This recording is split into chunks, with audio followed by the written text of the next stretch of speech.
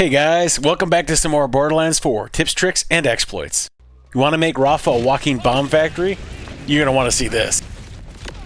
That's the double grenade loop. I tested this build, filmed the farms, I'll show you exactly the skills, grenades, and the class mods you need. Let's get into it. Quick breakdown. Use Rafa's double shot auto shots to create reliable crits. Then use Booming Business passive to spawn grenades on crits. Then add Gun Zerker, Rafa's class mod. Now every time you throw a grenade or spawn a grenade, you spawn two. And finally, add in some waterfall grenades, or supermassive waterfall grenades if you want to have extra fun. Now you got a recipe for some real destruction. And if you're enjoying this content, please consider liking and subscribing. Alright, let's start with Rafa's green skill tree. This is the backbone of the double grenade setup. We're aiming for this perk that spawns grenades on crit. For this grenade build, these early skills here, you can pretty much pick whatever you want. I chose gun damage, and I chose less health and more shields. But you could choose, if you really wanted to, more speed. You can run around a lot faster when your ult's active. That sounds great too. The key is you need to spend 15 points in this tree. You can spend them wherever you want. The skills that really matter are down the middle tree. There is an ordnance perk that gives you a cooldown on ordnances. And the perk that matters the most, Booming Business. When Rafa gets critical hits, he spawns grenades. This will spawn a copy of the grenade you have equipped. Now for Rafa's red skill tree, we need to get all the way down the left skill tree to the double auto shot. This will turn your over-shoulder cannons into shotguns that always crit. There are a couple of perks on this top skill tree you want to get. The first one is Huegar. This one increases your skill duration as long as you're getting kills. This will keep your cannons up longer. That's very important for this build. So now you have 10 points you can spend wherever you want in this skill tree. I recommend gun damage. Gun damage is always good to have. There's also a perk that'll spawn a copy of your grenade when your shield breaks. This one's really good too.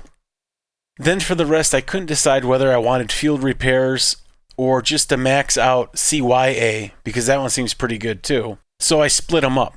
I put 2 points in CYA and then put 2 points into L Valentine. And now that gets us down to this left skill tree. There's only one perk we can really put, Asymmetric Warfare. You need to put 5 points into there. And now you get your choice of 3. I don't really have much of a use for indirect projectiles in my build. But if you wanted to, you definitely could put some points into there. We only have 5 left to spend. We could split them up. I just ended up putting all 5 of them into Rolling Stone. Make me a little harder to kill. Now let's take a look at the firmwares. The first firmwares you should get are Gadget Ahoy to level 2. This will get you grenade cooldown and grenade damage. Next you want Get Throwing to level 2.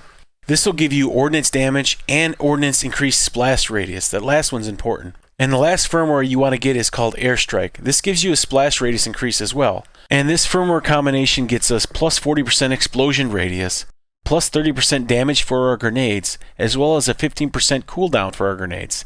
That's pretty good. Alright, now we need the excessive Gun Zerker class mod for Rafa. This class mod changes all your grenade throws into 2, and all your grenade spawns into 2 as well. Those will spawn on your crit hits. There are plenty of grenades that this will work well with, but you probably want to stay away from any grenades that'll blow yourself up. Any of them that cause self-harm. There are a few that'll fly through the air and target out enemies and don't hurt you at all. Those work well. But the very best grenade I found to work with this build is the Waterfall grenade. Not only do these grenades not hurt you, they lift the enemies off their feet, knocking them over, making it really easy to stay in the fight. The very best perks you could find for this Waterfall grenade are any perks that make it expansive, or to increase the explosion radius. The Waterfall effect on this grenade causes secondary explosions. This effect triggers when you hit multiple enemies. And since we increased the explosion radius with our firmwares, and we have an explosion radius increase on the grenade we found, check out this. This will just keep on triggering.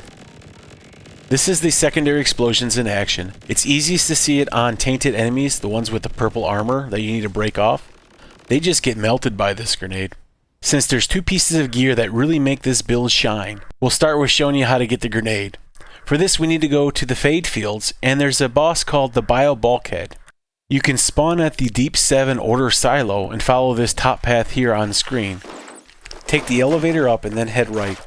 This boss fight only becomes available after you progress your story mission far enough to fight him. The class mod that allows you to throw 2 grenades comes from a vault boss. In order to open this vault, you need to get 3 vault fragments. It's called the Ark of Radix.